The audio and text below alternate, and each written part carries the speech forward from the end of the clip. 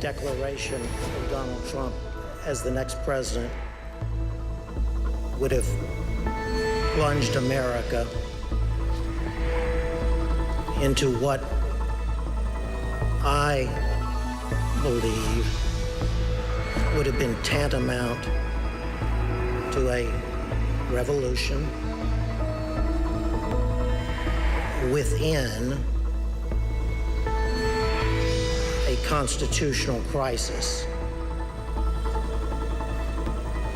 in America, which in my view, and I'm only one man, would have been the first constitutional crisis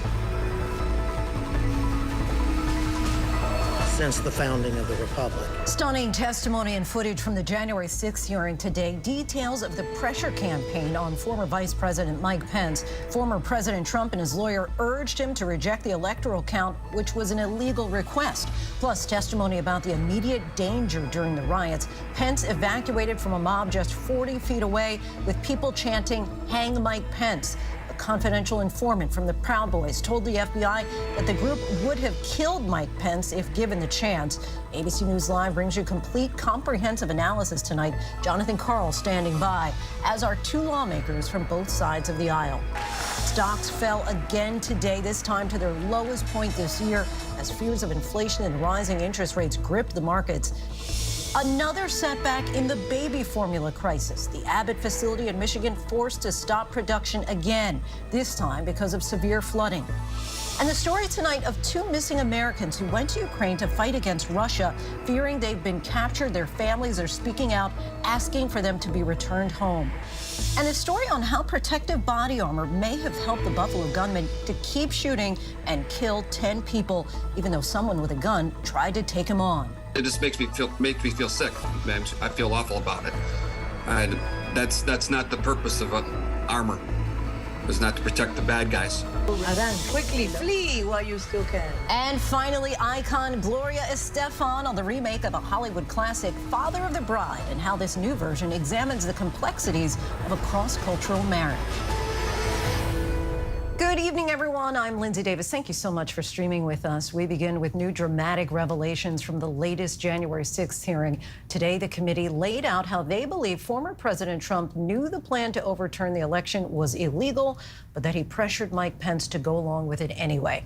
The committee revealed rioters got within 40 feet of the vice president. We saw for the first time that this is where the vice president spent the next 3 hours in an underground parking lot after he refused to leave the Capitol complex, clearly understanding the message that his departure would send to the country. And today's hearing also contained a warning, not about January 6th, but that danger may still lie ahead. A retired conservative federal judge told the committee that the former president and his allies pose a clear and present danger because they are saying very publicly that they would try again to overturn election results in 2024. We are standing by to be joined by the congressman who took a lead role in the hearing today and the ranking GOP member on the House Oversight Committee. But first, our chief Washington correspondent, Jonathan Karl, leads us off. In meticulous detail, the January 6th committee outlined Donald Trump's brazen effort to force his vice president to do something he clearly had no authority to do. Trump wanted Mike Pence to single-handedly overturn the election. Pence had told him no, but on the morning of January 6th, Trump called him one more time to demand that he do it. When I entered the office the second time, he was on the telephone with who I later found out to be was the vice president. Could you hear the vice president or only hear the president's end? Only hear the president's end. And at some point it started off as a calmer tone and everything and then became heated. The conversation was pretty heated. It was a different tone than I'd heard him take with the vice president before. I remember hearing the word wimp. Either he called him a wimp. I don't remember if he said, "You are a wimp, you'll be a wimp." Wimp is the word I remember. Less than an hour after that call, Trump addressed the massive crowd outside the White House. Aides testified that his prepared speech made no mention of Pence, but when he spoke, Trump repeatedly told the crowd that Mike Pence was the one person who could do what they wanted, overturning Biden's election victory. Mike Pence is going to have to come through for us, and if he doesn't, That will be a sad day for our country. And Mike Pence, I hope you're going to stand up for the good of our Constitution and for the good of our country. And if you're not, I'm going to be very disappointed in you. I will tell you right now. Trump was still speaking when Pence publicly announced he would defy Trump, remaining loyal to the Constitution instead. I mean, the vice president had said, this may be the most important thing I ever say. And so this meaning the statement? The statement. And he really wanted to make sure that it was just so. We're coming for you! The reaction of the mob was instantaneous. I'm telling you what, I'm hearing that Pence just caved. No. Is that true? I didn't I'm hearing reports that Pence caved. No I'm way. telling you, if Pence caved, we're going to drag through the streets. You politicians are going to get drugged through the streets. Yeah. President Trump watched it all unfold on television from the White House. Aides testified that Chief of Staff Mark Meadows went in to tell him about the violence at the Capitol, and Republican lawmakers and White House aides urged him to get his supporters to stand down. Instead, at 2:24 p.m., the president sent out a message attacking his vice president. Mike Pence didn't have the courage to do what should have been done to protect our country and our Constitution. In the White House, Trump's own aides were shocked by his tweet. When that tweet, the Mike Pence tweet, was sent out, I remember us saying that that was the last thing that needed to be tweeted at that moment. The situation was already bad, and so it felt like he was pouring gasoline on the fire by tweeting that. Nothing but a traitor, and he deserves to burn with the rest of them. We just heard that Mike Pence is not going to reject any fraudulent elector votes. That's right. You heard it here first. Mike Pence has betrayed the United States of America. As the mob broke into the Capitol, Pence was evacuated from the Senate floor to a nearby office, huddling with his family, his wife pulling the curtains so the mob wouldn't see them. Then, with the rioters just 40 feet away, the Secret Service rushed the vice president, his family, and top aides to a secure underground location. Pence Chief of Staff Greg Jacob was there with him. Approximately 40 feet. That's all there was. 40 feet between the vice president and the mob. Mr. Jacob, you were there, seeing that for the first time. I could hear the din of the rioters in the building while we moved, but I don't think I was aware that they were as close as that. The Secret Service had cars in that underground parking garage, waiting to take Pence safely away from the Capitol. Secret Service directed us to get into the cars, which I did. And then I noticed that the vice president had not. Head of his Secret Service detail, Tim, had said, I assure you we're not going to drive out of the building without your permission. And the vice president had said something to the effect of, Tim, I know you, I trust you, but you're not the one behind the wheel. And the vice president did not want to take any chance that the world would see the vice president of the United States fleeing the United States Capitol. The January 6th committee showed these never-before-seen photos, the vice president working the phones in that concrete garage for some 3 hours without even a chair to sit in. Mr. Jacob, did Donald Trump ever call the vice president to check on his safety? He did not.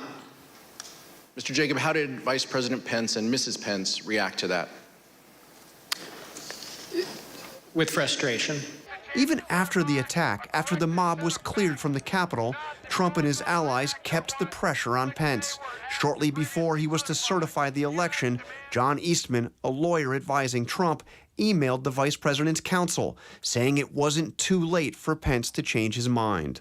What was Vice President Pence's reaction when you showed him the email where Dr. Eastman, after the attack on the Capitol, still asked that the vice president delay certification and send it back to the states? He said, that's rubber room stuff. What did you interpret that to mean? That was certifiably crazy.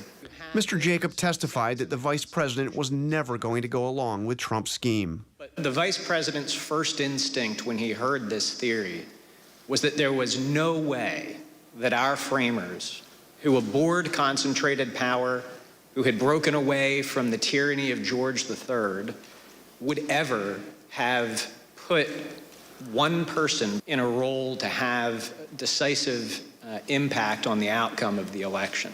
Pence knew that Trump was asking him to do something illegal and something that no other vice president had ever attempted. No vice president in 230 years of history had ever claimed to have that kind of authority. For guidance, Pence turned to former Judge Michael Luttig, a widely respected conservative appointed by George H.W. Bush. Luttig today declared if Pence had done what Trump wanted him to do, the consequences would have been dire. That declaration of Donald Trump as the next president would have plunged America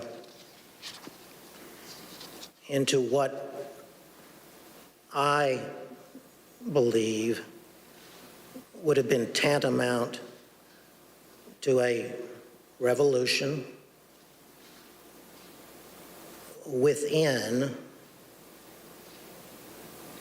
a constitutional crisis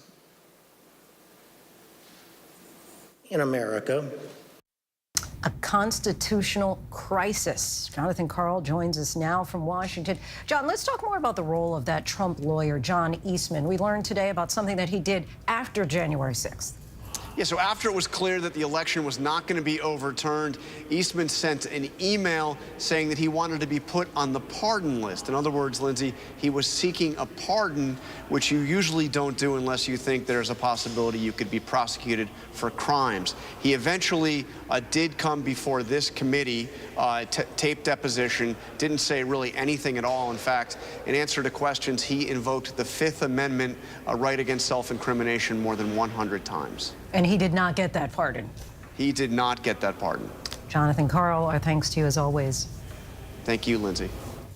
And we're joined now by Congressman Pete Aguilar of California, who led the questioning in today's hearing. Thank you so much for joining us tonight. You revealed during your questioning of one witness that the rioters came within 40 feet of former Vice President Pence on January 6th. Why is it important for the committee to spend a full day of hearings focused almost entirely on the former Vice President's role and the potential danger that he faced that day?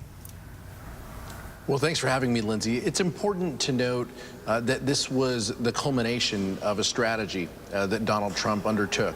But specific to January 6th, this was a pressure campaign that started with a very tense phone call that they had, and then ultimately, ending with the former vice president in a secure, undisclosed location on the Capitol complex here. And you saw pictures of that, exclusive pictures that were released with the National Archives. But it's important to note, 40 feet as he was being evacuated, the mob had been told to go to the Capitol. The president had lit the flame and told everyone with that 2:24 p.m. tweet that Mike Pence didn't have the courage to do what was necessary. He was clearly trying to tell everyone that Mike Pence was the one to blame. And today, the committee praised Pence for doing his constitutional duty on January 6th, but the former vice president did not speak publicly before that day to make it clear that he did not have the power to overturn the election results. And during today's hearing, Capitol Police Officer Harry Dunn tweeted this. He said, "When the hell did we get to a place where doing what is right is considered courageous?" Curious to know if you feel that the former vice president could have done more to stop the false narrative and beliefs of Trump followers before they actually attacked the Capitol. Well, I think Mike Pence stood behind Donald Trump during a lot of time when I would oppose the policies that they advocated. But I think it's important, if we're going to be honest, if we're going to tell the truth, that, we need to remind folks that he did his job that day. He acted presidential. He was down underneath in that undisclosed location, and he was acting presidential, calling the acting Secretary of Defense, calling congressional leaders. He was doing the job. While I'm frustrated with policies of the Trump-Pence administration, I think it's important to be honest about his role that day. We heard that message at the end of today's hearing from former federal judge J. Michael Luttig that Trump and his allies are a, quote, clear and present danger to democracy. And he also added this. The former president and his allies are executing that blueprint for 2024 in open and plain view of the American public. Explain what you feel he meant by that, and if the committee's future hearings might seek to go beyond the events of January 6th to the potential danger posed to our elections going forward. Well, this is about protecting democracy. That's what the committee is looking at. So we are not confined to January 6th. We've been talking about leading up to January 6th, but this is about the importance of protecting democracy. But it's also our task and responsibility to talk about legislative proposals and suggestions that would help us do that. And so at future hearings, we may talk about that. It will definitely be a component of the report that is ultimately released. But clearly there are things that we can do to protect democracy.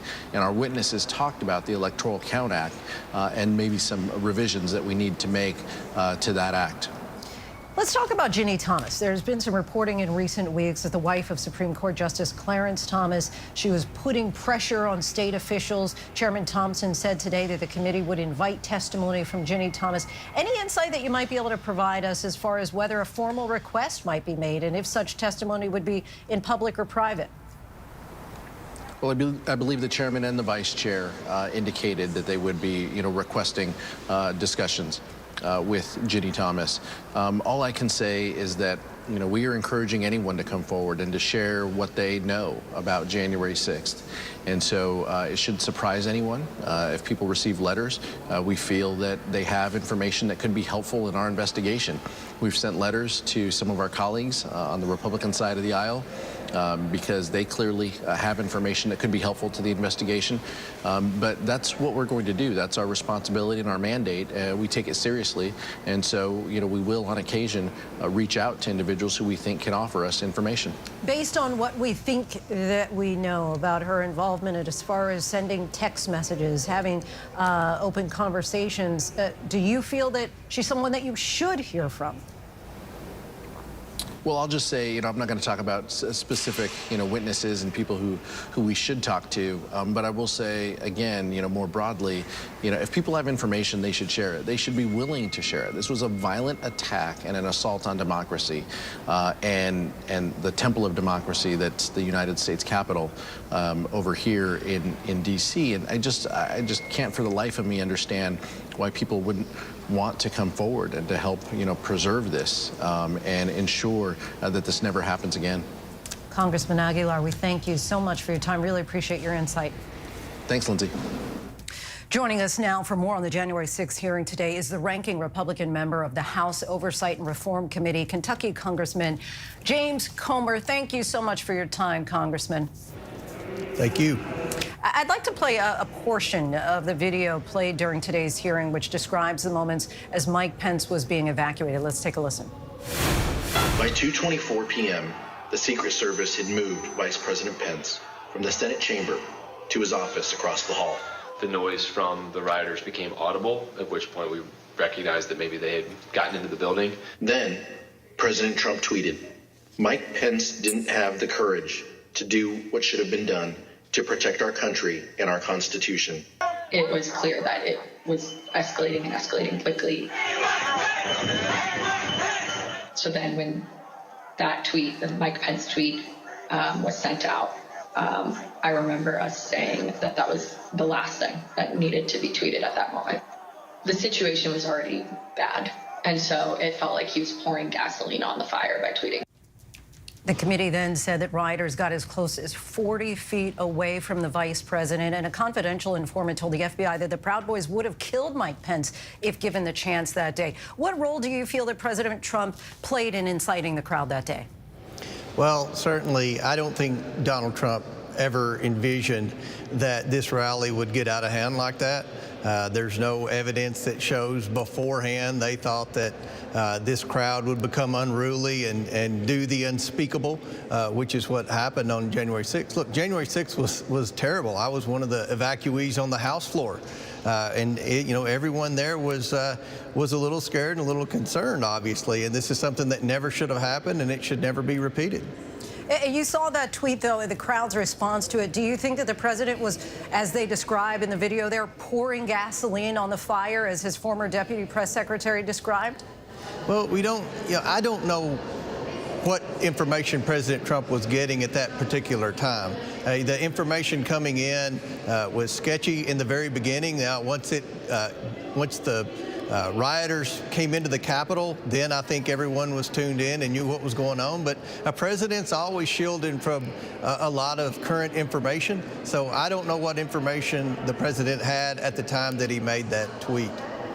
Well, if we go on the assumption based on what was presented at the hearing today, they said that the president was watching at that time when he sent the tweet out, realizing that at that point, the crowd had already gotten out of control. If we go by that as being accurate and factual, do you feel that it was then inappropriate for the former president to make that tweet in potentially putting Mike Pence's life in danger? Well, I've disagreed with a lot of the former president's tweets, and I think that was part of the problem during the re-election process. In my district, the president was and still remains very popular. I agree with a lot of his platform, but certainly there were tweets that were made during his initial 2016 campaign all the way beyond January 6th and even recently that I think he would have been better served not to tweet out, and that certainly was one that I wished he had never tweeted. Fair enough. At today's hearing, as you know, focused on the effort by former President Trump and his legal team to convince Mike Pence to try and exercise his power to overturn the election. Take a listen to the vice president speaking about this. And I heard this week that President Trump said I had the right to overturn the election. But President Trump is wrong. I had no right to overturn the election. The presidency belongs to the American people and the American people alone. And frankly, there is no idea more un-American than the notion that any one person could choose the American president. Do you agree with what the former vice president said there, that he lacked the constitutional and legal authority to overturn the election? I don't think the Constitution grants one person the authority to overturn an election. I believe the Constitution grants the states the authority to certify their elections. And once the states certify the elections, then it comes to the Electoral College and to the U.S. Congress. So when we were presented on January 6th with whether or not to certify the election, I based my vote on the fact that all 50 states had certified their elections. The states had the opportunity to go back and have recounts. They had opportunities to go back and question the validity of the elections, and for whatever reason, they did not. So I based my decision not on who I supported, because I voted for Donald Trump. I certainly didn't vote for Joe Biden. But on January the 6th, I voted to certify because I believe in states' rights, and I believe that all 50 states certified their election. So at that point, I think Congress, our role is to go along with the wishes of the 50 states. Have you been following the hearings and anything that has come out that has surprised you? Well, I don't think there's anything that's come out that we didn't already know. You know, January 6th was a terrible day in the history of America. It should never have happened. And I hope that it never happens again. And I'm going to do everything in my ability as a member of Congress to see that it doesn't happen again. That hopefully we can someday come together in Congress. We're a long way from that day, but hopefully someday we can come together and try to enact more bipartisanship and have more compromise. Congressman, thank you so much for your time. I appreciate it. Thank you for having me on. Now to the economy and your money. A day after that massive federal interest rate hike, President Biden addressed the growing fear of recession in an Oval Office interview. He said it's not inevitable because the U.S. is in a better position than any other country to overcome it. But the markets lost even more ground today. ABC's chief business and economics correspondent, Rebecca Jarvis, joins us now. So, Rebecca, break this down for us in layman terms, exactly what's going on here. Well, really what's going on here, Lindsay, when you look at the stock market is that it is Wall Street confronting this new normal. The Federal Reserve for the last decade has kept interest rates near 0% in order to help prop up the economy. It's also helped drive up things like stocks, cryptocurrencies, and home values. But now that we are faced with historic inflation, the Federal Reserve has to do the opposite of what it's done for the last 10 years, hiking interest rates, and we anticipate there will be many more hikes ahead in order to drive down this inflation and these prices, things like groceries and gasoline. And that can come at a cost to the economy. It can even cause a recession, and that's something on Wall Street's mind. Certainly is. All right, Rebecca Jarvis, our thanks to you. Now, to word tonight of a third American fighter reportedly missing in Ukraine, and we are learning more about the 2 Americans already confirmed missing. James Longman reports. Tonight, the State Department revealing it's tracking a third American fighter reportedly missing in Ukraine. Our understanding was that this individual had traveled to Ukraine to take up arms. The 2 others, former Army Staff Sergeant Alex Druki and former Marine Corporal Andy Huynh, were fighting alongside the Ukrainians and are now thought captured by Russia. Huynh spoke to our Huntsville, Alabama affiliate by phone in April before he left. I made peace with the decision. I know there's a potential of me dying. I'm willing to give my life for what I believe is right, for what I've been taught what is right. Both men were last heard from a week ago. Huynn's fiancée telling ABC News he felt called to help. He couldn't sit idly by. He couldn't eat. He couldn't sleep, knowing that the people over there were suffering. And Druki's mother says he wanted to fight for democracy. He felt that he was best used by training soldiers, and especially on the American equipment that's being sent over there. This as the leaders of France, Germany, Italy and Romania visited Kyiv today. President Zelensky saying Russia wants to show that the European Union is incapable of being effective and that European values cannot work to protect freedom. We can and must work together. Lindsay, the State Department says they're yet to speak to Russia about these 2 men because they're yet to see any credible evidence that Moscow actually has them. They also repeated their warning to all US citizens not to travel here to fight in Ukraine, saying the risks are just too great. Lindsay? James, thank you. Now to that daring U.S. raid in Syria that ended with the capture of a top ISIS leader. The U.S. said that leader had planned attacks on American forces. ABC's Mary Bruce has new details. The raid by U.S. Special Forces launched under the cover of night into rebel-held northwest Syria, reportedly landing in this village. Capturing an ISIS leader the U.S. says is responsible for coordinating attacks on American forces. Hani Ahmed al-Kurdi, an experienced bomb maker. There were no U.S. injuries and no damage to any military aircraft. It's the latest daring mission in the same region where ISIS leader al-Baghdadi and his successor blew themselves up after being cornered by U.S. troops. ISIS was territorially defeated in Syria in 2019. But in January, hundreds of fighters escaped during a brazen prison break in the northeast. And while not as strong as it once was, experts say ISIS still poses a serious threat. You never completely eliminate the problem. It's like weeding your garden in the sense that if you don't get the roots out, you're going to have to keep going back and doing it again and again. Our thanks to Mary Bruce for that. Another setback in the baby formula shortage. Abbott is having to halt production once again, this time due to severe weather. But what does this all mean for Americans and their babies? Ariel Reshef is tracking it all for us. Tonight, the saga surrounding Abbott Nutrition's troubled formula plant in Sturgis, Michigan, now closed again, this time due to flooding from a powerful storm. It comes just 2 weeks after the facility responsible for the majority of the country's specialized formula reopened. The company saying it will now take several weeks to assess the damage, clean and resanitize.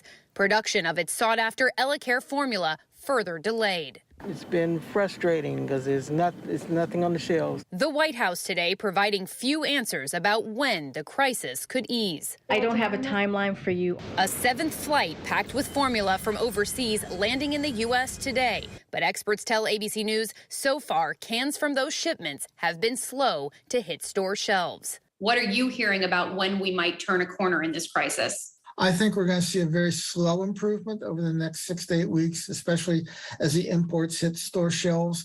But I think families are going to still be limited well through into the summer and into the fall. That shortage now still for several more months. Our thanks to Ariel for that. When we come back, a terrifying trend. Mass shooters in body armor, making it difficult for officers to take them down. The debate over potential laws and barriers. A meeting between Twitter employees and the man trying to buy the social platform. Elon Musk's plan if his purchase goes through. Icon, legend, and star of the remake of Father of the Bride. We sit down with Gloria Estefan and talk about bringing Latino family dynamics to the big screen. With so much at stake, so much on the line, more Americans turn here than any place else. ABC News World News Tonight with David Muir, America's #1 most watched newscast, now streaming on ABC News Live. This is ABC News Live. The crush of families here in Poland. At refugee centers in Putin's Russia. On the ground in Ukraine. Close to the front line. Here at the White House. Destructive Cat 4 storm. Here along I-5. Boston is in the bullseye. Let's go. We made it. ABC News Live, America's #1 streaming news. Anytime, anywhere. Streaming 24/7 straight to you for free. Thank you for making ABC News Live America's #1 streaming news. Admit it. These days, what you need to know seems to change just about every day. What is it that you really want to know, need to know? To help you not just get through your day, but to make the most of it. Feel smarter. Feel better. Feel happier. Well, how about a third hour of Good Morning America? GMA 3, what you need to know. Now streaming on ABC News Live. It's all about you. The hottest views in daytime are happening right here. We talk about things on this show that people don't talk about. That I can't wait to see. Honest takes from strong women. We need all hands on deck, and we need it right now. This is the time to speak out. Unafraid to get real. We stick by our points of view. We're all seeing it differently, and that's the beauty of The View. And that's why the most watched #1 daytime talk show is The View. Now streaming on ABC News Live. Is that the gun? That's not the gun. What is it? I won't ask you again then.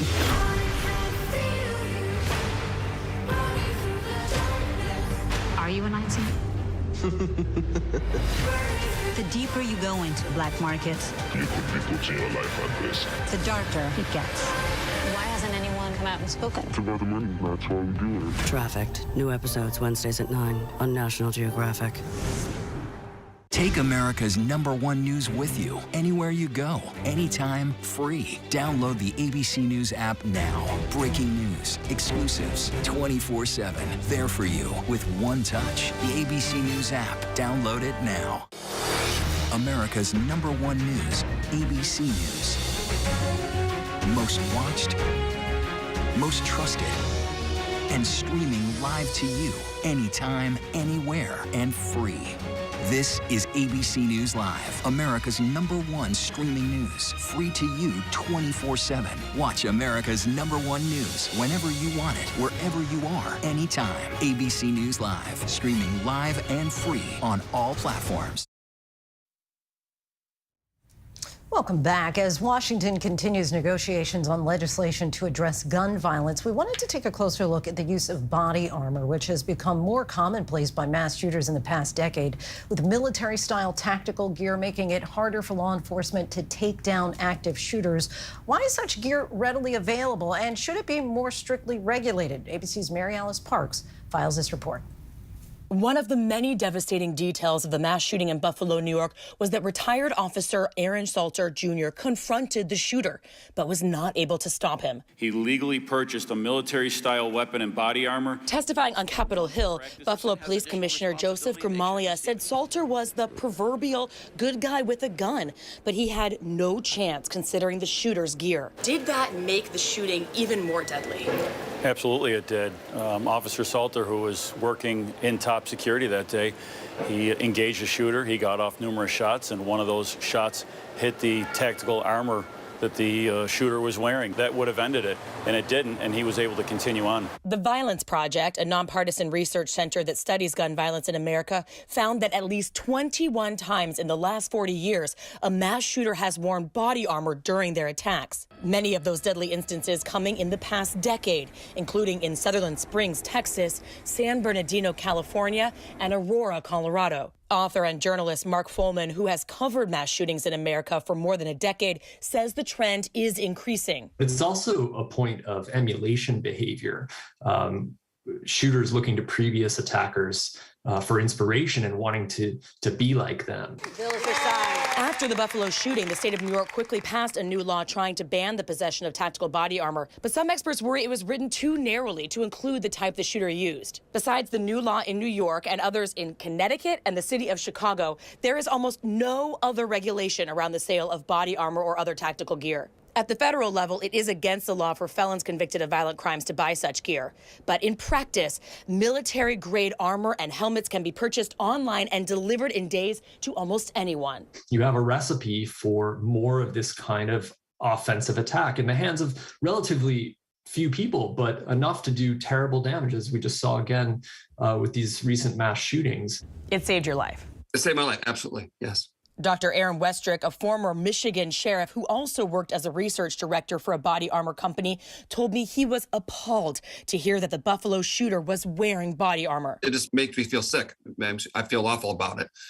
And that's not the purpose of armor. It's not to protect the bad guys. Westrick describes a subculture of gun enthusiasts who say they want to be combat ready, and accessories, including body armor, are marketed directly to them as a part of this. He worries about an arms race between law enforcement and civilians. I personally would like to see more regulation and at least self-imposed regulation by the body armor industry itself to make sure the citizens that are buying it are verified. Fulman agrees, noting there could be fewer barriers to regulating body armor sales compared to guns. There's nothing in the Constitution that talks about a right to tactical gear. But that said, if we understand that this is becoming an element in this problem, that it's increasing the danger in mass shootings and other forms of planned violence, then it does raise a real question about whether or not it should be regulated more stringently. But others in the industry argue that mass shootings have increased the need for body armor to be accessible to the public. In the parking lot of a gun show outside Philadelphia last weekend, we find Keith Barrett. You have Concealed and Tactical. He runs one of the largest body armor retail companies on the East Coast. He walks us through the range of gear he sells. This has level 4 plates in it. Okay. Level 4 is the highest level you can wear. Ceramic will stop pretty much every round out of a small arms rifle. From this full military style kit. If you were to put this on. Okay. Yeah. Yeah, the weight's here and here. Exactly. To one like many police officers wear, intended to be concealable, more comfortable. This will stop all rounds fired out of pistol and shotgun up to about 1,800 feet per second. To this. This clearly has a certain market. I mean, you are hitting a demographic. This is pink camo. It's just camo. Costs can range from the hundreds to the thousands of dollars. You can take this panel out when you don't want to wear the shirt and put this in your backpack or computer bag and have an armored backpack or armored computer bag. Are people thinking like that? Yes. Barrett, who served in the Army before having a career as a state trooper, dismisses the idea that armor makes it harder for law enforcement, arguing that officers need better training and more firepower to respond to active shooters. And he tells us he's seen a demographic shift at gun shows like these. With more violence in U.S. cities, he says a wider range of people of all ages are looking for protective gear. You're getting younger people, more Democrats. They're purchasing guns, magazines, training, armor, all the above. One of the most common sells is a parent or teacher that wants to have some type of protection. They'll buy the individual panel. Have you actually sold something like that to a mom that said, I'm putting this in my kid's backpack? Actually, often. That's very common, yes. People are concerned about the operational and security environment at schools or public places in general. And if you're not authorized to carry or wear a gun to some of these places, what's your only option left?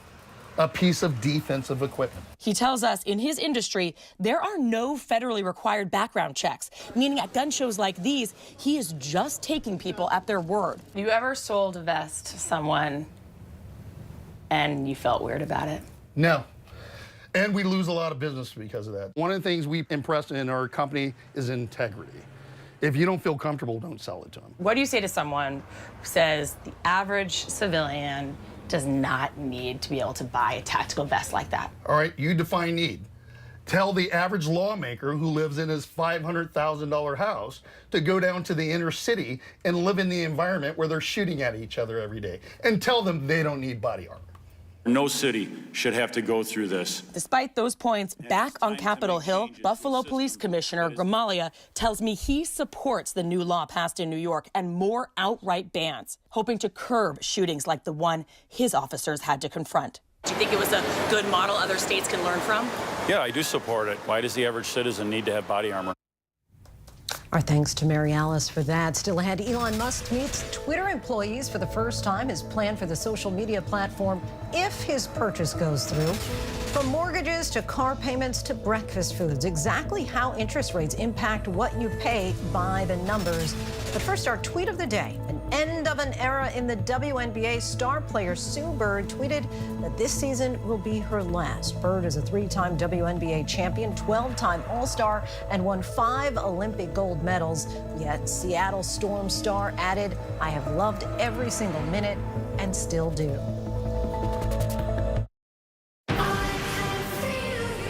The deeper you go into black markets, the darker it gets. Trafficked, Wednesdays at 9 on National Geographic. Right now, with so much at stake, Sunday mornings, this is the place. Taking on all the tough questions. Straightforward reporting. No spin, no hype, no bull. Thank you for making ABC's This Week with George Stephanopoulos the #1 Sunday morning news show versus the competition. Welcome to This Week. Is that the gun? That's not the gun. What is it?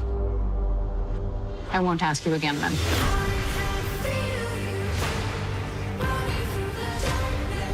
Are you a Nazi? The deeper you go into black markets, You put people to your life at risk. the darker it gets. Why hasn't anyone come out and spoken? It's about the money. That's why we do it. Trafficked, new episodes Wednesdays at 9 on National Geographic.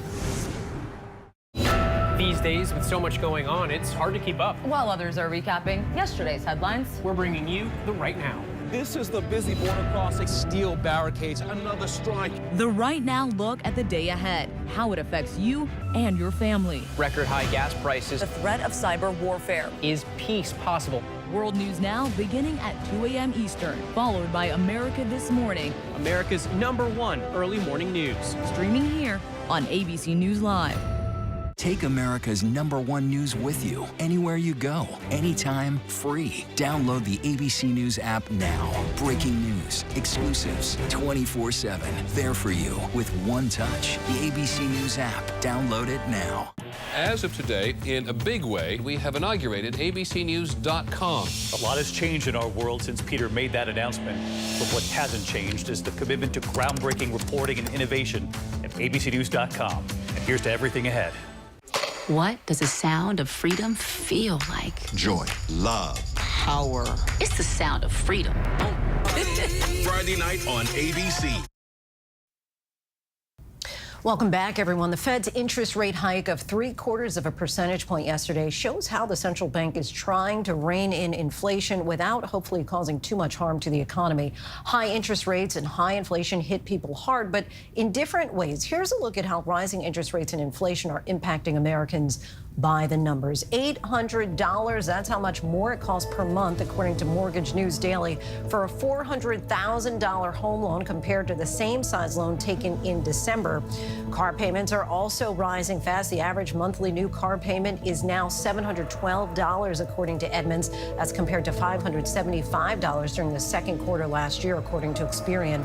It's inflation and daily purchases in particular that the Fed is most concerned about right now.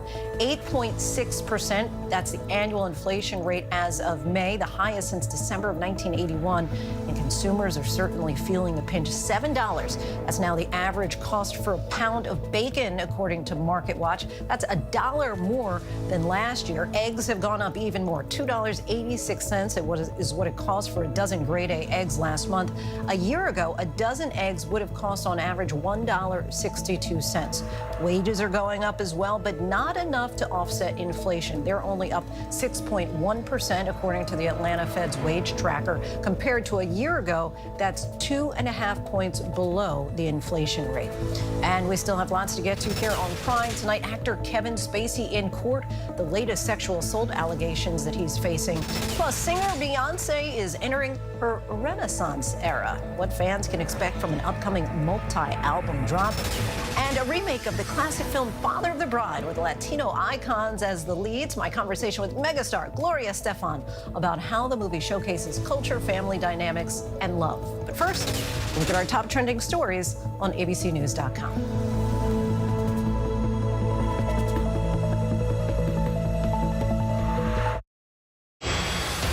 With So much at stake in our world right now. We wanted to thank you for your trust and for making ABC News America's #1 news. And thank you for making ABC News Live America's #1 streaming news.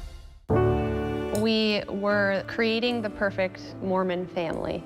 And then I fell in love with my friend. Yeah, I'm like stupidly in love with her. Leaving the church was leaving who I was. The lesbian ex-Mormon story is not something that's been shared very much, but I feel like our story needs to be told. Nobody tells you when you're Mormon is that there actually is another way. Now streaming on ABC News Live 2020. True crime, cinematic, real-life drama, stunning, the unthinkable. Follow the clues, The Hunt. True crime 2020. Now streaming on ABC News Live. Admit it. These days, what you need to know seems to change just about every day. What is it that you really want to know, need to know? To help you not just get through your day, but to make the most of it. Feel smarter. Feel better. Feel happier. Well, how about a third hour of Good Morning America? GMA 3, what you need to know. Now streaming on ABC News Live. It's all about you. I know what happened, and I'm not guilty. Why the fascination with criminal trials? Figure out what's really out there. She revealed she had murdered his family. I know in my heart that he did this. It's the time of suspicion. The ending's really tough. You don't know whether truth is going to be difficult to find unless you try to find it.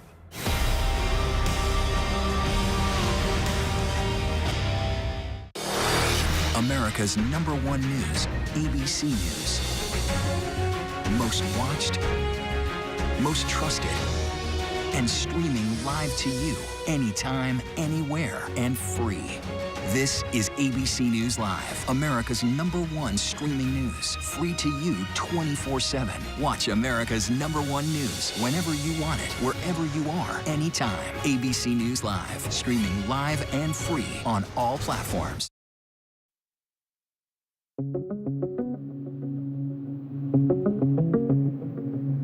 In their third televised hearing, the House Select Committee investigating the deadly Capitol insurrection, focusing on former President Trump's efforts to stop Vice President Mike Pence from certifying Joe Biden's Electoral College victory. Mike Pence said no. He resisted the pressure. He knew it was illegal. He knew it was wrong. The committee trying to make clear Trump was told by several administration lawyers that Pence had no legal authority to overturn the 2020 election and make him the president. They also tried to draw a direct line between Trump's pressure on Pence and the Capitol attack. Bring out Pence! Bring out Pence! Retired federal judge Michael Ludig, a conservative legal icon, testifying he plainly told Pence he could not do what Trump was asking.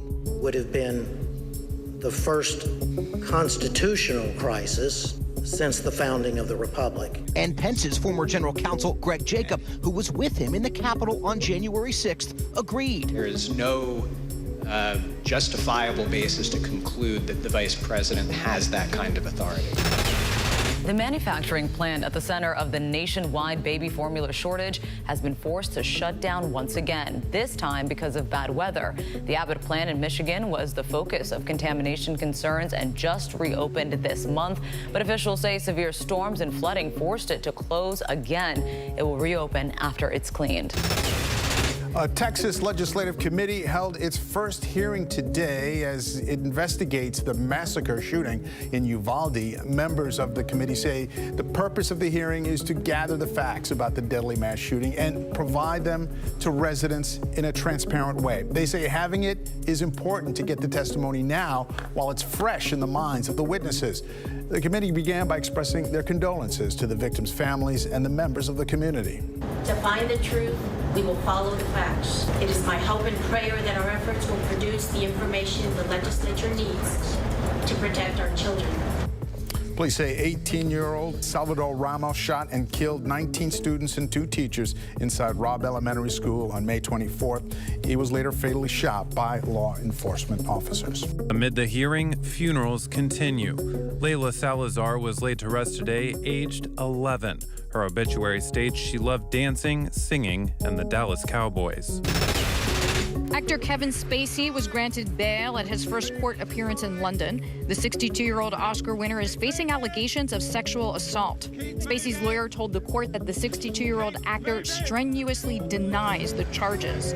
Kevin Spacey was not asked at this stage to enter a plea, but his lawyer says he strenuously denies the 5 charges against him being made by 3 men. Allegations run from 2005 to 2013. Elon Musk meeting Twitter employees for the first time during a heated town hall meeting. Musk, in the process of buying Twitter for $44 billion, says he wants to make Twitter a place for free speech. Unlike with Tesla employees, he says exceptional Twitter employees can keep working remotely, but he believes remote work hurts morale. He also wouldn't rule out layoffs, reportedly saying, if someone is getting useful things done, great. If not, why are they at the company? The purchase is on hold. Queen Bee is back. Beyonce shutting down the internet with the announcement of her first full-length solo album in 6 years. Streaming service Tidal tweeting out simply, Beyonce, Renaissance, July 29th. The stark black photo attached reading Act 1, giving the impression the upcoming record could be the first of a compilation.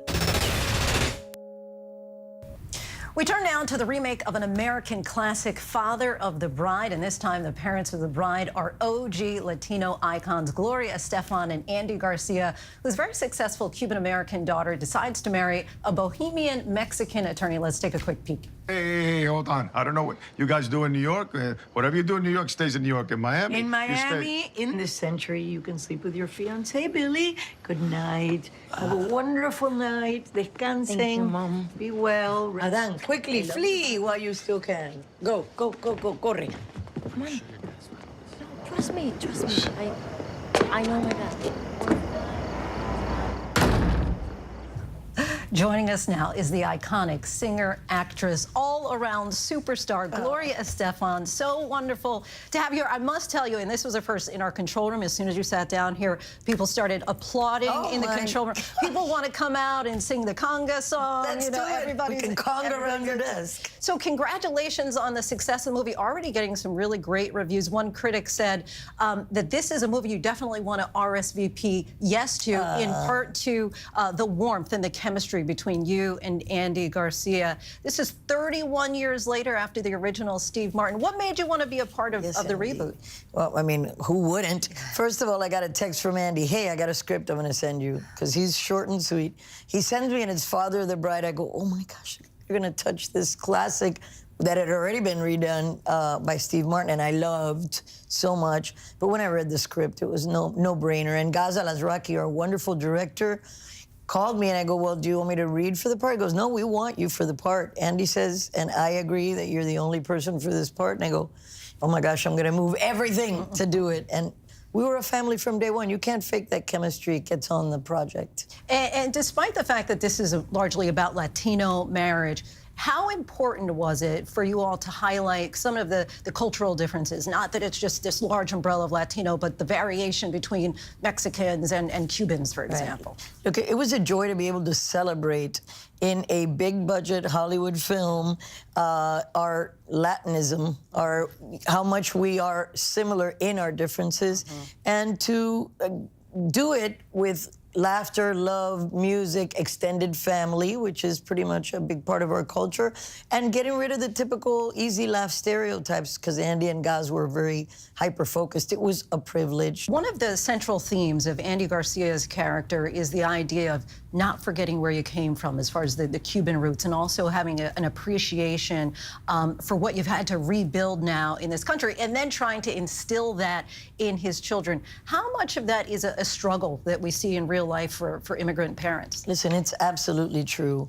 And both Andy and, by the way, my husband, who still takes home the slippers that they give you in hotels just in case. I'm guilty of that, too. Just in case. You know, we fought hard to succeed in this country, the Cuban-American community, and we relish the work ethic. And you still think that any minute now the rug could be pulled out from under you. So sometimes you kind of lose sight of all the things that are important, thinking about, I've got to succeed, I've got to be the best, I've got to be the best. And that's what Billy, Andy's character, is going through in this film. Our daughters are gone, and I want to remind him that we're a couple, that we need to enjoy the success, and he's only focused on continuing to, you know, work and watch the fishing channel, apparently, which is a big deal for him. And we touched on this just a moment ago, the idea that this movie really does focus on the Latino experience collectively, too. I didn't even know that Vapor Rub was a thing. My gosh, such a thing.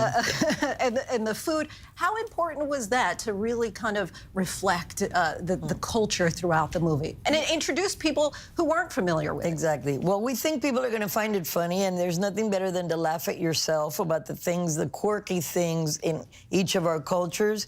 And of course it was important, and we threw a lot of the stuff in there. We also represent the modern time, because the father of the bride of the 50s was not the one of 91 with Steve, and it's not the one now. It's a totally different world we're living in, and that's reflected in it too, whether you're Latin or not.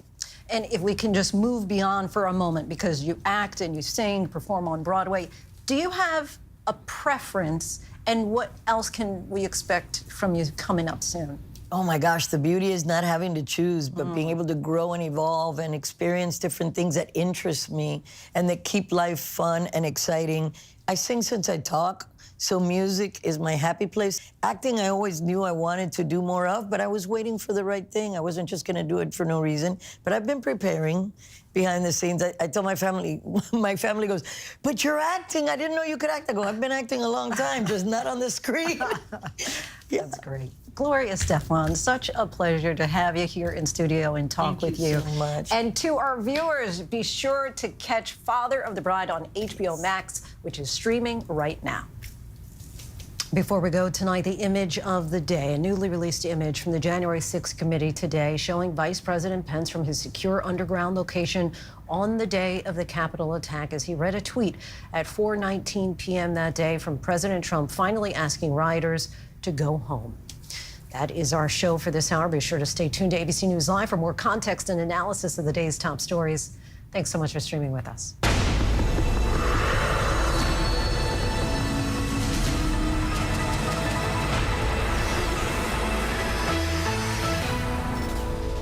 Stunning revelations about what former President Trump's inner circle really thought of the pressure campaign on his vice president. Plus, a juror in the bombshell Johnny Depp Amber Heard case speaks out what he had to say about Heard's emotional testimony. America's #1 news, ABC News. Most watched, most trusted, and streaming live to you anytime, anywhere, and free. This is ABC News Live, America's #1 streaming news, free to you 24/7. Watch America's #1 news whenever you want it, wherever you are, anytime. ABC News Live, streaming live and free on all platforms. More Americans choose ABC News, America's #1 news source. Take America's #1 news with you, anywhere you go, anytime, free. Download the ABC News app now. Breaking news, exclusives, 24/7. There for you with one touch. The ABC News app. Download it now. The deeper you go into black markets, the darker it gets. Trafficked, Wednesdays at 9 on National Geographic. He thought he was God. He's now one of the most vilified men in the world.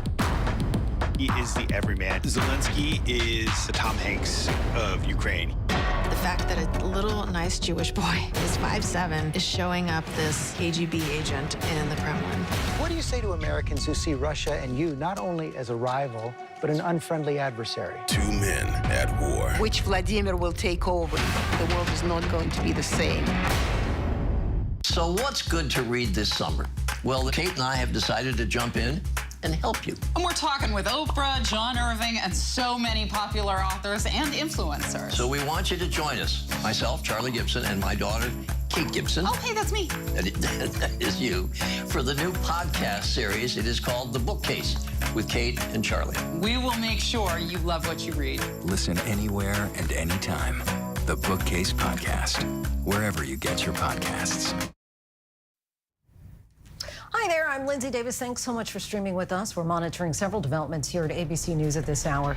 Tomorrow, the next step of the process to getting children under the age of 5 vaccinated kicks off. The CDC will convene its advisory panel to review the data from Pfizer and Moderna. We're also still waiting on authorization from the FDA, which will trigger the shipments of vaccines out to the states. U.S. Customs and Border Protection encountered more than 239,000 migrants along the southwest land border back in May. That's the highest number since the agency began keeping track. That's a 2% increase compared to April, and 25% of those encountered were previously arrested and deported by CBP. The amount of unaccompanied minors also saw a 20% increase from this month to last month. However, drug seizures were down 20%. It is the end of an era. Beauty product producer Revlon has filed for bankruptcy. The U.S. cosmetics firm buckled under debts that had built up in a bid to try to compete with online-focused upstarts.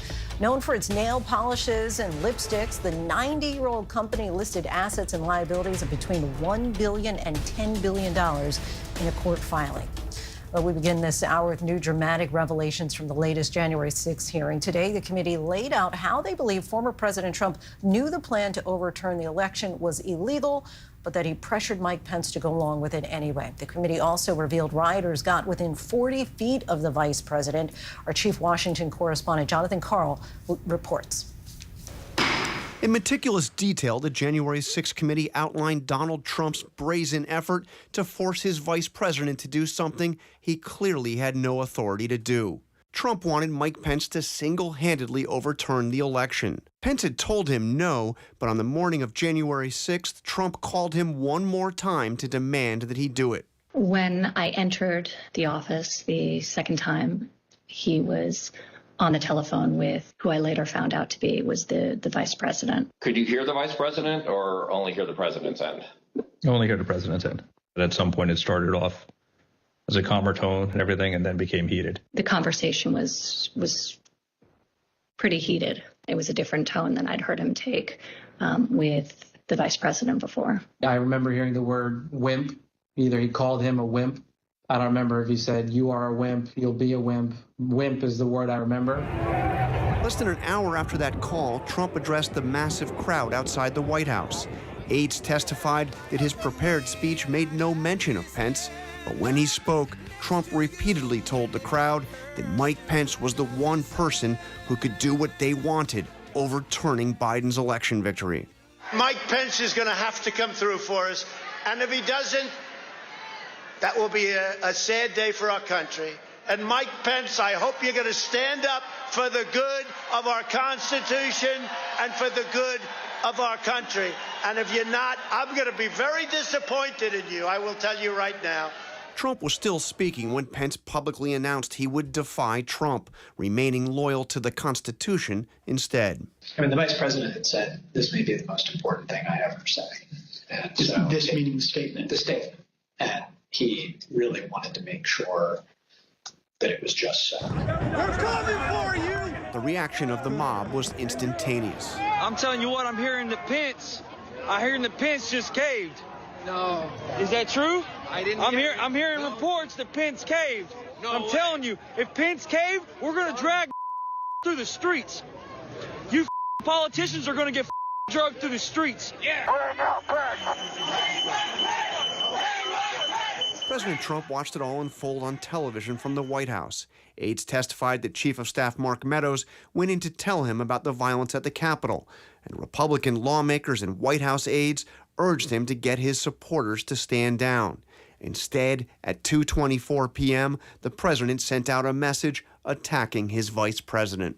Mike Pence didn't have the courage to do what should have been done to protect our country and our Constitution. In the White House, Trump's own aides were shocked by his tweet. When that tweet, the Mike Pence tweet, was sent out, I remember us saying that that was the last thing that needed to be tweeted at that moment.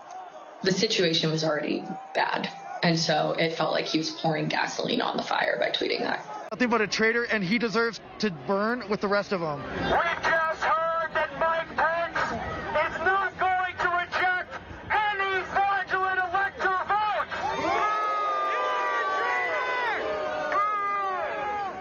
That's right. You heard it here first.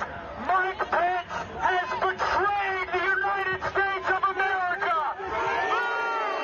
As the mob broke into the Capitol, Pence was evacuated from the Senate floor to a nearby office, huddling with his family, his wife pulling the curtains so the mob wouldn't see them. Then, with the rioters just 40 feet away, the Secret Service rushed the vice president, his family, and top aides to a secure underground location. Pence Chief of Staff Greg Jacob was there with him. Approximately 40 feet. That's all there was. 40 feet between the vice president and the mob. Mr. Jacob, you were there, seeing that for the first time. I could hear the din of the rioters in the building while we moved, but I don't think I was aware that they were as close as that. The Secret Service had cars in that underground parking garage, waiting to take Pence safely away from the Capitol. Secret Service directed us to get into the cars, which I did. And then I noticed that the vice president had not. Head of his Secret Service detail, Tim, had said, "I assure you we're not going to drive out of the building without your permission." And the vice president had said something to the effect of, "Tim, I know you, I trust you, but you're not the one behind the wheel." And the vice president did not want to take any chance that the world would see the vice president of the United States fleeing the United States Capitol. The January 6 committee showed these never-before-seen photos, the vice president working the phones in that concrete garage for some 3 hours without even a chair to sit in. Mr. Jacob, did Donald Trump ever call the vice president to check on his safety? He did not. Mr. Jacob, how did Vice President Pence and Mrs. Pence react to that? With frustration. Even after the attack, after the mob was cleared from the Capitol, Trump and his allies kept the pressure on Pence. Shortly before he was to certify the election, John Eastman, a lawyer advising Trump, emailed the vice president's counsel, saying it wasn't too late for Pence to change his mind.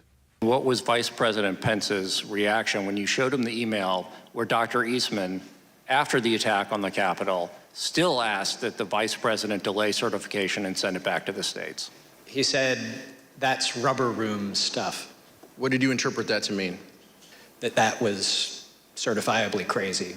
Mr. Jacob testified that the vice president was never going to go along with Trump's scheme. But the vice president's first instinct when he heard this theory was that there was no way that our framers, who abhorred concentrated power, who had broken away from the tyranny of George III, would ever have put one person in a role to have decisive impact on the outcome of the election. Pence knew that Trump was asking him to do something illegal and something that no other vice president had ever attempted. No vice president in 230 years of history had ever claimed to have that kind of authority. For guidance, Pence turned to former Judge Michael Luttig, a widely respected conservative appointed by George H.W. Bush. Luttig today declared if Pence had done what Trump wanted him to do, the consequences would have been dire. That declaration of Donald Trump as the next president would have plunged America into what I believe would have been tantamount to a revolution within a constitutional crisis in America. For more analysis of today's hearing, let's bring in Nowaday, a former federal prosecutor for the Southern District of New York. Thank you so much for joining us once again. Just from a legal perspective, explain why it was so important for the committee to really outline the role of the Vice President, Mike Pence, at that time, and also the extreme pressure that he was under to try to overturn the results of the election. And the reason that's important is because that's one of the two crimes that the committee has said it's investigating and that it believes Donald Trump has committed. Crime number one is seditious conspiracy. That's to overthrow the government through force. And the second one is to obstruct an official proceeding. And the official proceeding here is the certification of the electoral votes that Mike Pence, former Vice President Mike Pence, was in charge of. So the committee had to set forth that the basis on which the pressure that Trump was putting on Mike Pence was unlawful, that there was no basis to try to get Mike Pence not to certify the election. What do you feel is missing so far? If this were your case that you were making and laying out, what do you feel that you'd make sure you included? I would say two things. Based on today's testimony, you don't have the victim of that pressure testifying. You don't have Vice President Mike Pence saying, yes, this happened to me. I felt this horrific pressure to do something unlawful. So it's almost like you don't have the victim of a robbery testifying. Mind you, you can still bring a case if you don't have the victim. Second, everyone who's testified so far, they're not members of the conspiracy. Everyone who's testified thus far are only people who've witnessed things. And for something like this, to prove a conspiracy, it's really hard to do if you don't have somebody on the inside, a cooperating witness. So to the extent the committee can get somebody who participated in the crime, I think that would go a long way to what they're trying to do. As far as who we did hear from, why do you think that it was so important that we had those aides who were so central and right at the side of the vice president at the time, as well as the testimony from the former judge, Michael Luttig? I think Judge Luttig, his testimony was necessary because of who he is and because he's renowned among conservative circles. And it's clear that he didn't even want to be here, right? He didn't want this situation. So I think it lends credibility to what he was saying, that there's no basis to challenge, to not certify the electoral votes. And I think the aides, what they bring in is putting you there and relaying exactly what happened, what they saw happen to the former vice president. What are you expecting as we move forward to next week's hearings, when we really start to hear more about the pressure that the former president was placing on state officials in Georgia surrounding the election? I think something similar to what we saw today, but more hopefully direct testimony from these state officials. What we have now so far is a great amount of circumstantial evidence of what was going on. But if there was direct evidence, meaning state electors who can testify about direct conversations with the president. When you talk about the word direct, what more do you feel that the committee needs to do to really show that direct line of responsibility, of intent from former President Trump to the actions of January 6th? I think what I said before is get a cooperating witness who was, according to the committee, part of the conspiracy, to give an insider's view of what was going on and of the criminal intent. I know it's difficult to do. The same thing happened with Michael Cohen, right? But that's, for something like this, that would be the slam dunk for the committee. Okay. All right, Nowaday, we thank you so much, as always, for your insight. And now we're going to move on into the word of a third American fighter reportedly missing in Ukraine. We're learning more about the two Americans already confirmed missing. James Longman reports. Tonight, the State Department revealing it's tracking a third American fighter reportedly missing in Ukraine. Our understanding was that this individual had traveled to Ukraine to take up arms. The two others, former Army Staff Sergeant Alex Druki and former Marine Corporal Andy Hwin, were fighting alongside the Ukrainians and are now thought captured by Russia. Hwin spoke to our Huntsville, Alabama affiliate by phone in April before he left. I made peace with the decision. I know there's a potential of me dying.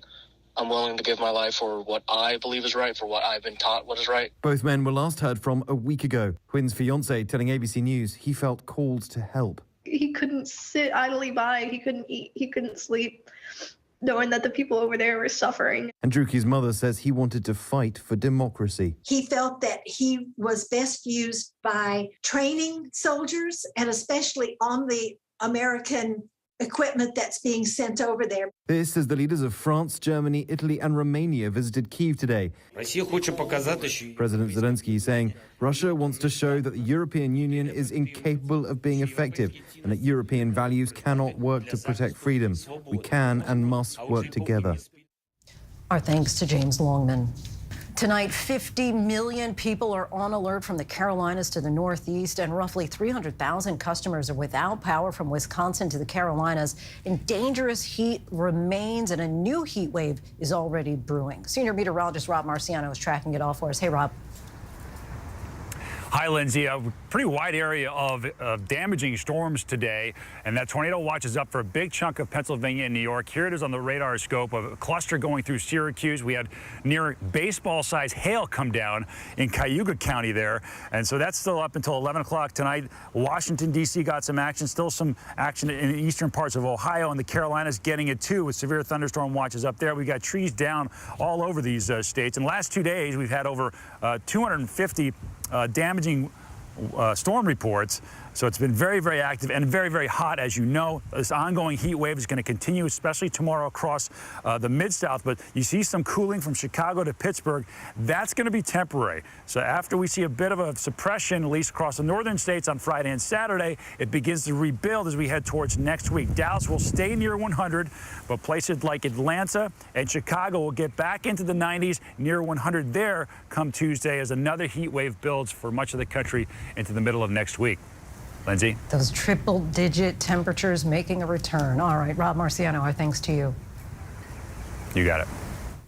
Now to an ABC News exclusive with a juror in the Johnny Depp Amber Heard defamation trial speaking out for the first time about the verdict and offering insight into what the jury was thinking. ABC agreed not to reveal his identity or juror number, so you will not hear his face, see his face, or hear his voice.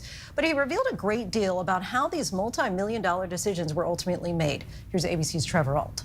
An ABC News exclusive, new details from the Johnny Depp Amber Heard defamation trial from a member of the jury who says a lot of Amber's story didn't add up and the majority of the jury felt she was more the aggressor.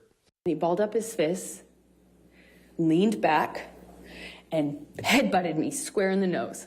But never did I myself reach the point of striking Ms. Heard in any way. The juror, one of 5 men on the 7-person jury, said Heard's emotional testimony was not realistic. I want to move on with my life. The crying, the facial expressions that she had, the staring at the jury, all of us were very uncomfortable. She would answer one question and she would be crying, and 2 seconds later she would turn ice cold. Some of us use the expression crocodile tears. I didn't think he knew what he was doing. I don't know how. I don't want to do this. I don't want to do this. On Depp's side, a lot of the jury felt what he was saying at the end of the day was more believable. He just seemed a little more real in terms of how he was responding to questions. His emotional state was very stable throughout. It could begin with, throwing a TV remote at my head. It could be throwing a glass of wine in my face. The juror said the revelation Heard had not donated her $7 million divorce settlement to charity was a fiasco for her. You still haven't donated the $7 million divorce settlement to charity. Incorrect. I pledged the entirety. I use pledge and donation synonymous with one another. She goes on a talk show in the UK. The video shows her sitting there telling the host that she gave all that money away. And the terms she used in that video clip were, I gave it away. I donated it. It's gone. But the fact is, she didn't give much of it away at all. He also disputed Heard's attorney's claim the jury was influenced by social media, saying, "We followed the evidence. Myself and at least 2 other jurors don't use Twitter or Facebook. Others who had it made a point not to talk about it." He said, "Ultimately, what I think is truthful was that they were both abusive to each other. I don't think that makes either of them right or wrong. But to rise to the level of what she was claiming, there wasn't enough or any evidence that really supported what she was saying." He added that he believed Johnny did not hit Amber. Our thanks to Trevor Ault for that. Tonight, soccer fans in the U.S. are celebrating and looking forward to a World Cup in North America in 2026. Late today, FIFA announced the U.S. cities that will play host to the big tournament 4 years from now. New York City, Los Angeles, San Francisco, Miami, Dallas, Houston, Kansas City, Atlanta, Boston, Philadelphia, and Seattle. Games will also take place in Mexico and Canada. The dates and matchups, of course, will be announced much later. The World Cup this year kicks off in November in Qatar. And still to come, the people of Argentina flood the streets of Buenos Aires with protests, what they're demanding coming up. Plus, merging the glamorous world of drag with the smarts of financial literacy. How our TikTok guest is bringing the two together. Next. This is ABC News Live. The crush of families here in Poland. At refugee centers in Putin's Russia. On the ground in Ukraine. Close to the front line. Here at the White House. Destructive Cat 4 storm. Here along I-5. Boston is in the bullseye. Let's go. We made it. ABC News Live, America's #1 streaming news. Anytime, anywhere. Streaming 24/7 straight to you for free. Thank you for making ABC News Live America's #1 streaming news. America's #1 news, ABC News. Most watched, most trusted, and streaming live to you anytime, anywhere, and free. This is ABC News Live, America's #1 streaming news. Free to you 24/7. Watch America's #1 news whenever you want it, wherever you are, anytime. ABC News Live, streaming live and free on all platforms. National parks are incredibly safe places, but crime will happen. Hey, my wife had fallen. She's in really critical condition. At that time, I thought it was just a tragic accident. There's still a lot of questions we need to ask. There were small things that didn't totally add up. This is 2 lives for Harold that have died now. I was shocked. Something's not right. Now streaming on ABC News Live 2020. True crime, cinematic, real-life drama, stunning, the unthinkable. Follow the clues, The Hunt. True crime 2020. Now streaming on ABC News Live. Take America's #1 news with you anywhere you go, anytime, free. Download the ABC News app now. Breaking news, exclusives, 24/7. There for you with one touch. The ABC News app. Download it now. We're tracking several headlines around the world. A rare U.S. military ground raid in northwestern Syria has captured a top ISIS leader, according to the U.S.-led anti-ISIS coalition. A U.S. defense official said there were no injuries to U.S. military personnel and no damage to aircraft involved in the raid. A Yemeni journalist was killed in a car explosion, according to police, in the latest incident of violence in Yemen's southern port city. Initial investigations indicated that an explosive device had been planted on the car driven by the journalist. This is just the latest in a recent spur of violence. Just last March, a car bombing killed a senior Yemeni military leader and 3 of his entourage in what authorities described as an attack by terrorist elements. Thousands of residents of Argentina took to the main streets of Buenos Aires to demand social programs, state assistance, and better working conditions as the country's inflation tops 60%. In the midst of chants and music, protesters held signs demanding an end to hunger and low wages, fueled initially by soaring oil prices in the wake of Russia's invasion of Ukraine. Inflation has broadened out to everything from food to services. We turn now to our weekly segment, TikTok, where we take a closer look at the story behind the sensation. We are celebrating Pride Month, and our next guest sashayed across the runway during her time as a contestant on Canada's Drag Race Season 1. Take a look. I planned on working a corporate job after graduating, but in my final year, I landed on Canada's Drag Race. Then the pandemic happened and drag all moved online. So randomly, I made a math TikTok because I love math and I thought it would be camp, and it blew up.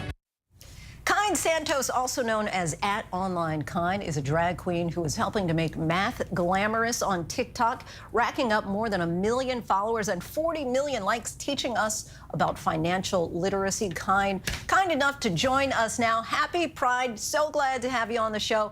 Talk to us about your journey into the world of drag. How did you develop your own sense of identity within the community? Hi, Lindsay. Thanks so much for having me. And yes, happy Pride. Gosh, I started doing drag maybe 5 years ago, but even before then, I was always experimenting with makeup. And I started this little YouTube channel where I could sort of just experiment with colors and sort of make art on my face. And I realized I just loved doing it as a form of creative expression. And listen, I love sparkly things. I love music. I love dancing. I like making people laugh, and I like entertaining people. So drag was sort of just my calling, I guess. And last week, we saw lawmakers in Texas attempt to ban people from hosting drag shows in the presence of minors. This comes on the heels of more than 320 anti-LGBTQ bills introduced in state legislatures this year alone. Why do you think the drag queens have become the latest target? You know, I think that there's a lot of stereotypes and stigma, and people are really confused about what drag queens really do. And really, we're artists just like everybody else. You know, I might be a man in a wig and a dress, but I like to just make people laugh. I like to just entertain people. I go online and I teach people about fractions and about staying in school. I don't think the message can get much more wholesome than that. And to that point, what do you feel are some common misconceptions about drag? There's a misconception that we all want to be women, that we all, I guess, just gay people in general, that they're like groomers and pedophiles. And it's a lot of just homophobia and transphobia, but we are just human beings. And I think the whole message of what I try to do on TikTok with the educational math videos is to show that all of this, what I put on, it's all just superficial. What really matters is what's in your brain, and anybody can do math, and we're just human beings like everyone else, and we can be mathematicians and teachers and have complex thoughts just like everybody else. And you're really pushing for more queer representation in STEM and to make science and math more accessible to LGBTQ plus students. What inspired you to teach math in drag? I mean, it's funny. I kind of just had these two hobbies. I never really thought to merge them. I totally thought that all math-loving people wouldn't really be into drag and vice versa. I guess I thought it would be funny. But, you know, as soon as I started doing it, people started telling me that they loved it, that they were learning more about math from me than from their own teachers. So I thought, maybe I'm onto something. Many of your videos discuss your Filipino culture and upbringing. One video talks in particular about the feeling of not being accepted by your immigrant mother when you first came out. What was that conversation like with your parents when you first told them that you were entering the world of drag? There was loads of confusion, and my parents definitely had a lot of questions. You know, I think deep in their hearts, they were just concerned for me. They really loved me, and they wanted me to flourish, and they knew that the world was a hard place on feminine boys like me. But I think as soon as they saw that this whole drag thing was something I was really passionate about, and it really made me happy, and that I could do it professionally and make a living on it, they've really come around, and you know, now they really embrace it. What would you say to someone who said, you know, I really kind of want to try drag, but I'm concerned about the optics? You know, I think the world would just be a much more fantastic place if we all could just wear whatever we want, you know, wear that funky hat, wear that dress that you never wear. You know, I think as long as you're not hurting anybody, who cares? You know, we all need to just let loose a little bit more, huh? Kind, thank you so much for joining our series TikTok this week and teaching us all a little bit more about the world of drag. And still to come, connected through prayer, the powerful story behind this photo in our local lowdown.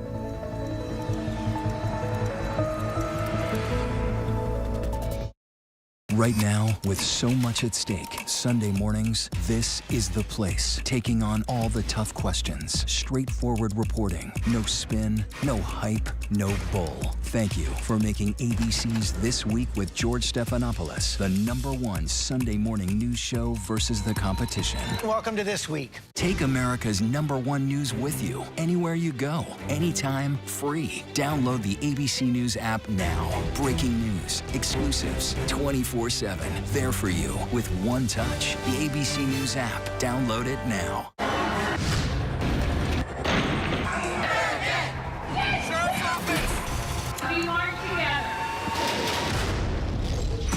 The most powerful stories of our time, anytime. Nightline. Ready for a little GMA-ish promo? Okay, here we go. GMA 7A every day with Robin, George, and Michael. That's how you start the day. Boom! America's #1 news, ABC News. Most watched, most trusted, and streaming live to you anytime, anywhere, and free. This is ABC News Live, America's #1 streaming news, free to you 24/7. Watch America's #1 news whenever you want it, wherever you are, anytime. ABC News Live, streaming live and free on all platforms. A powerful exchange during a traffic stop caught on camera. A daughter snapped a photo of a North Carolina state trooper and her father, who was in the height of a battle with cancer, as the two then connected through prayer. Reporter Deshaun Brown from our partner station WSOC spoke with the trooper and the woman behind the wheel about this moment that they will not forget in tonight's Local Lowdown. No one knew then what this moment would mean now. He could have, gave the ticket, not ask the questions, not connect in a humanly form, but he did. It all started with the traffic stop in March on Interstate 85. Dr. Ashley Wilkerson driving back nearly 4 hours after taking her father to chemo. Deacon Anthony Geddes had been diagnosed with colon cancer and in stage 4. All of a sudden, I heard sirens and saw a blue light. But Wilkerson says during that stop, her father stepped in, hoping to protect his daughter, who admittedly was speeding. Because he was still a little weak. He had treatment that day. And so he cleared his voice and said, this is my baby girl. She's driving me back home from treatment. I had chemo. I was drawn to Mr. Geddes the moment I spoke with him. That trooper was Jared Doty. At that time, I knew there's no way I'm writing this lady a ticket. I had to sit in there for a while just to compose myself to figure out what to say when I went back. Today, as he wiped away his tears, here Doty explained what happened when he went back. So I made my second approach after I turned the camera off. Trooper Jared Doty extending his hand to pray with their family, then extended himself, sharing the testimony of his own diagnosis not many knew. It wasn't cancer, but I was dealing with ulcerative colitis. My doctors had told me it's not a matter of if you're going to get colon cancer, if you continue to go this way, but when. At that time, Wilkerson snapped this photo while they prayed, not knowing it would be one of her final moments with her father, who died 2 months later. Last week, she shared the story of this stop on social media, which has since been viewed more than 5 million times. And that's the picture that we see. 2 men of different backgrounds, connected by faith and connected in prayer in that moment. If people out there thinks that or has trouble believing that God is real, this story right here, these sequence of events that led us to stop, her to drive through Rowan County, me to be where I was at, her to going the speed she was going, and drew my attention, it's just amazing. Our thanks to Deshaun for that. And that is our show for tonight. Be sure to stay tuned to ABC News Live for more context and analysis of the day's top stories. I'm Lindsay Davis. Thanks so much for streaming with us. Have a great night.